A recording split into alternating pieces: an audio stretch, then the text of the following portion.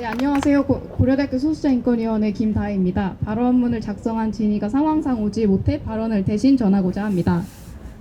안녕하십니까. 저는 고려대학교 소수자인권위원회에서 활동하고 있는 박진이라고 합니다. 사범대학에 재학 중인 한 사람의 학생이기도 합니다. 그동안 저는 사범대생으로서 학교를 다니며 매년 성인지 교육을 의무적으로 이수해 왔습니다. 타대생들은 듣지 않아도 되는 교육입니다. 하지만 사범대생들 중 그 누구도 왜 우리만 성인지 교육을 더 들어야 하냐고 불평하지 않습니다. 학교야말로 성폭력으로부터 가장 안전해야 할 장소이고 교사는 일선에서 학생들을 보호하는 아주 중요한 역할을 수행해야 한다는 사실을 우리 모두 알고 있기 때문입니다.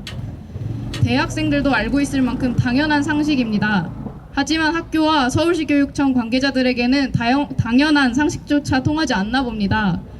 이에 서울시 교육청과 A학교의 다음과 같은 행동을 규탄합니다.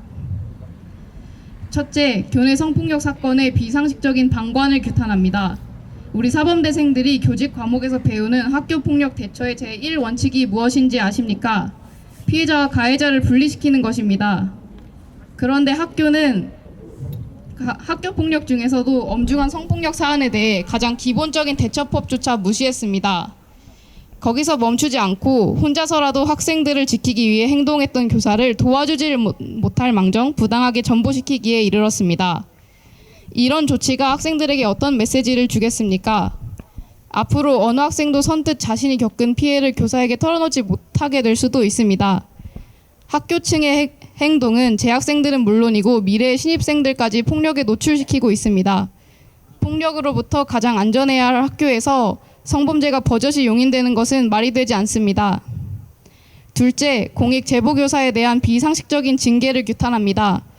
청소년 성보호법 제34조에 의해 교사는 직무상 성범죄 발생 사실을 인지했을 시 반드시 신고할 의무를 가집니다.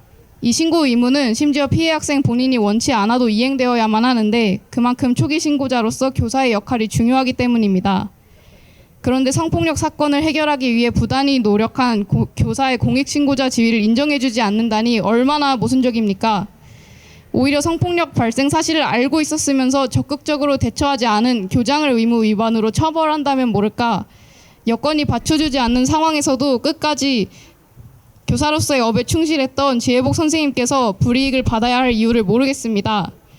교사의 의무를 전면으로 부정하는 서울시 교육청의 징계 조치는 앞으로 모든 교사에게 폭력을 방치하도록 종용할 생각인 것이 아니고서야 말이 되지 않습니다.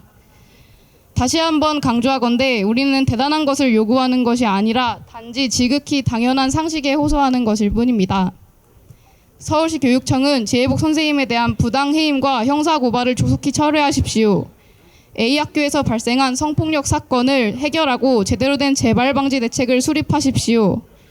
학교는 성폭력으로부터 안전한 장소여야 한다는 상식을 깨트리는 모든 행동을 향후 다시는 허용하지 않겠다고 약속하십시오. 이상 사범대생 박진희의 발언문을 전합니다. 소수자인권위원회는 함께 끝까지 연대하겠습니다. 투쟁!